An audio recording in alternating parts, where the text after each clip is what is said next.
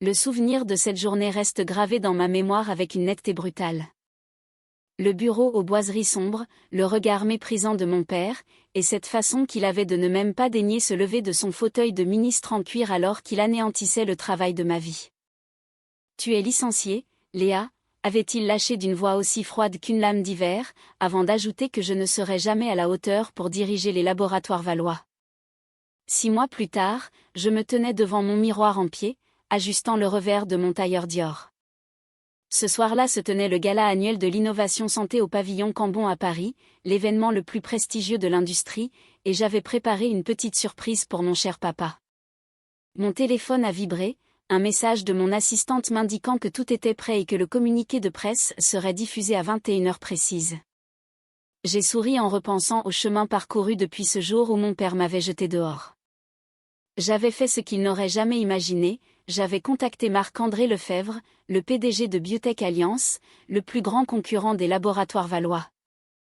Je lui avais parlé de ses recherches sur le nouveau traitement contre le cancer en lui disant que je savais exactement pourquoi ses essais cliniques échouaient. Il avait ri au début, mais 2 semaines plus tard, quand je lui ai démontré ce que ces chercheurs avaient manqué, il ne riait plus du tout, il m'offrait un poste de direction. Ce que mon père n'avait jamais compris, c'est que je n'avais pas passé 10 ans dans sa boîte à simplement obéir aux ordres, j'avais observé, analysé et appris chaque force, chaque faille et chaque secret que les laboratoires Valois tentaient de dissimuler. Ma berline DS9 s'est arrêtée devant l'entrée de l'hôtel, et les flashs des photographes ont crépité dès que j'ai posé le pied sur le tapis rouge. Les journalistes n'étaient pas là pour moi, du moins pas encore, ils immortalisaient le défilé habituel des magnats de l'industrie. Mademoiselle Valois, un jeune voiturier s'est précipité vers moi pour m'informer que Monsieur Lefebvre m'attendait directement dans la grande salle de réception. À l'intérieur, c'était un océan de smoking et de robes de créateur. J'ai immédiatement repéré mon père au centre de la pièce, entouré de sa cour, avec mon frère aîné, Julien, à ses côtés. Ils étaient probablement en train de se vanter de leur dernière acquisition, un petit centre de recherche à Lyon, sans se douter que je les avais laissés l'acheter uniquement parce que ces brevets étaient sur le point d'expirer. Léa, une voix familière m'a fait sursauter. C'était Chloé, mon ancienne assistante au laboratoire Valois, qui semblait stupéfaite de me voir ici. Je lui ai rendu son sourire en remarquant ses yeux s'écarquiller devant mon assurance retrouvée. Elle était là, ce fameux jour, regardant la sécurité m'escorter vers la sortie comme une criminelle. Elle m'a murmuré que mon père racontait à tout le monde que j'avais fait une dépression nerveuse et que je n'avais pas supporté la pression. Ah bon, ai-je répondu en consultant ma montre qui affichait 20h55, eh bien Chloé, dans 5 minutes, il va devoir changer de disque. Je me suis frayé un chemin dans la foule, acceptant des coupes de champagne que je ne buvais pas, car j'avais besoin de toute ma lucidité. Marc-André m'a aperçu et m'a adressé un léger signe de tête. Ce vieil homme avait été le partenaire idéal, prêt à passer le relais à une nouvelle génération, comprenant ce que mon père ignorait, s'adapter, c'est survivre. 21h pile. Le rire tonitruant de mon père résonnait encore alors qu'il affirmait que les laboratoires Valois dirigeraient les prochaines fusions. J'ai sorti mon téléphone, surveillant les secondes. Du coin de l'œil, j'ai vu les journalistes consulter leurs appareils, leurs visages passant de l'ennui à la stupéfaction. L'alerte est tombée simultanément sur tous les écrans. Biotech Alliance annonce la nomination de Léa Valois comme nouvelle directrice générale pour diriger un groupe pesant désormais 12 milliards d'euros. Le silence est devenu total. Le verre de mon père lui a échappé des mains, se brisant sur le marbre. Julien parcourait les nouvelles frénétiquement. Je me suis avancé au centre de la salle, le claquement de mes talons résonnant dans le mutisme général. « Bonsoir à tous », ai-je lancé d'une voix claire, je crois que des présentations s'imposent. Le visage de mon père s'était vidé de tout sang, tandis que Julien bégayait mon nom. « Qu'est-ce que cela signifie ?» a fini par éructer mon père d'une voix rauque. Avant que je puisse répondre, Marc-André s'est avancé, posant une main protectrice sur mon épaule, pour annoncer officiellement qu'il quittait ses fonctions et que j'assumais dès ce soir le contrôle total des opérations. La salle a explosé en chuchotements tandis que les téléphones filmaient chaque seconde de cette débâcle familiale. « C'est impossible », a crié Julien, « elle est partie depuis 6 mois, elle ne peut pas comprendre les enjeux. » J'ai sorti ma tablette et j'ai demandé si nous devions discuter du projet R37. Le visage de mon frère est devenu livide. Le projet R37 était l'arme secrète des Valois, un traitement révolutionnaire contre l'arthrite, mais je savais, et je l'ai dit devant tout le monde, que les derniers essais montraient des complications hépatiques graves et qu'ils avaient dissimulé ces résultats à l'Agence nationale de sécurité du médicament. Mon père a tenté de reprendre contenance en disant que ce n'était qu'un jeu, mais Marc-André l'a coupé net en expliquant que j'avais révolutionné leur département de recherche en quelques mois seulement.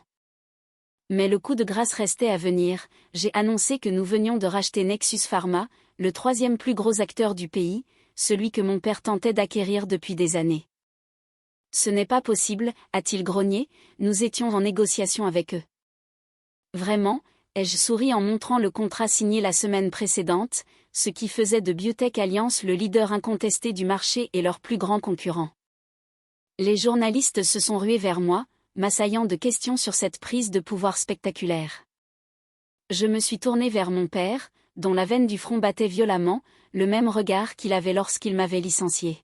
« Tu crois que cela te donne du pouvoir » a-t-il sifflé entre ses dents.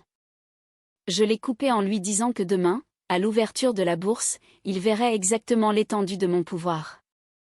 J'ai sorti une clé USB de ma pochette, celle-là même qu'il m'avait accusé de voler le jour de mon départ. Je ne volais pas de secrets, papa, je collectais des preuves. Marc-André a repris la parole pour annoncer la création de la Fondation Hélène, nommée d'après ma mère, décédée parce qu'elle ne pouvait pas s'offrir les traitements dont les laboratoires valois avaient gonflé les prix de 3000%. La salle est devenue mortellement silencieuse. Ce médicament qui coûte 3 € à produire et que vous vendiez 9000 € la dose, celui-là même qui aurait pu la sauver si son propre mari n'avait pas privilégié le profit sur la vie humaine. Julien a tenté de m'interrompre, mais j'ai continué, affirmant que la Fondation Hélène garantirait l'accès aux soins pour tous. Mon père voyait son empire s'effondrer et il savait que c'était la fin. « Tu vas détruire l'industrie » a-t-il rugi. « Non, je vais la soigner » ai-je répondu. Les écrans géants de la salle se sont allumés, affichant des documents internes des Valois, stratégie de prix, résultats d'essais cachés, rapport de sécurité enterré. Tout cela a déjà été envoyé aux autorités compétentes, ai-je annoncé. Mon père a tenté de se jeter sur moi, mais ma propre équipe de sécurité s'est interposée. Les caméras tournent, papa, et tes actionnaires regardent, ai-je conclu. Son téléphone a commencé à sonner sans s'arrêter, tout comme celui de Julien. L'action Valois plongeait déjà dans les échanges d'après-séance. Une journaliste m'a demandé si c'était de la vengeance, et j'ai répondu avec un sourire que c'était de la responsabilité, une valeur apprise de ma mère et non de mon père. Je lui ai lancé un dernier regard, lui qui me trouvait indigne de sa boîte, en lui disant qu'il avait raison sur un point, je n'étais pas assez bien pour diriger les laboratoires Valois, j'étais bien meilleur que cela. Je suis sorti sous les flashs, entouré de mon équipe, laissant mon père seul au milieu de la salle, son empire en ruine. J'avais enfin prouvé que parfois, être banni de l'entreprise familiale est la meilleure chose qui puisse vous arriver, car cela vous force à bâtir quelque chose de plus grand et de plus juste. Quelle incroyable démonstration de résilience et de stratégie! Cette histoire illustre parfaitement que le talent et l'intégrité finissent toujours par triompher de l'arrogance et de la cupidité corporative. Le personnage de Léa est d'une profondeur fascinante, elle ne se contente pas de prendre sa revanche, elle transforme sa douleur personnelle en un projet éthique qui va changer des vies avec la Fondation Hélène. La chute des laboratoires Valois est un avertissement puissant pour tous ceux qui placent le profit avant l'humain. Le dynamisme de la narration et le cadre du gala parisien apportent une touche de sophistication qui rend ce dénouement encore plus satisfaisant. C'est une véritable leçon de leadership au féminin. Et vous, qu'en pensez-vous? Si vous étiez à la place de Léa, auriez-vous agi par pure vengeance ou auriez-vous, comme elle, cherché à transformer